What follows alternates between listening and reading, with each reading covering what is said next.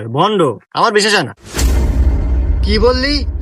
তুই কি বললি? এই আংটি বাবাকে তুই ভণ্ড বললি? এই তুই জানিস না এই আংটি বাবার আংটির কত ক্ষমতা? তো বিশ্বাস করামু আমি বাবা আসলে ভণ্ড না। আরে বাবা, আপনি বিশ্বাস করবো কে করে? আপনি দেখা যাচ্ছে টোকাই টোকাই, আর প্রমাণ ছাড়া কেউ বিশ্বাস করে? দাঁড়া, তো প্রমাণই দেমু। তোর বয়স 17, তুই বিয়া করছিস 7 বছর আগে, তাও এই ছেলেটা পলা নিয়ে বিয়ে হচ্ছিল। এল্লা, পলা নেতা বিয়ে হচ্ছে, আপনি কি করে জানলেন? এই তো লাইনে আসু। আমি আংটি বাবা এই পৃথিবীর যত সালপাল আছে, যত মানুষ আছে, সকল মানুষের ব্যাকগ্রাউন্ড সম্পর্কে আমি জানি, কারণ আমি আংটি বাবা।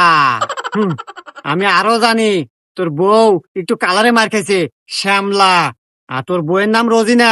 আর তুই যে আমার কে বিশ্বাস করস না, এইটাই তো আমি বুঝি না। এল্লা, এরা সব জানে। বাবা, বিশ্বাস আল্লাহ আসতেছে। শোন, বিশ্বাস আরো আসবো, মেইন কথা তো কই নাই কে, তোর বউয়ের ছাল পাল এখনো হয় নাই কে।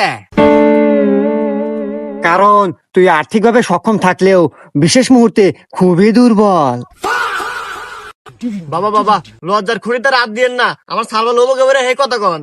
ব্যবস্থা একটাই, এই আংটি বাবার আংটি নিয়ে যা তোর বউয়ের জায়গা মতো ঢুকাই দিবি।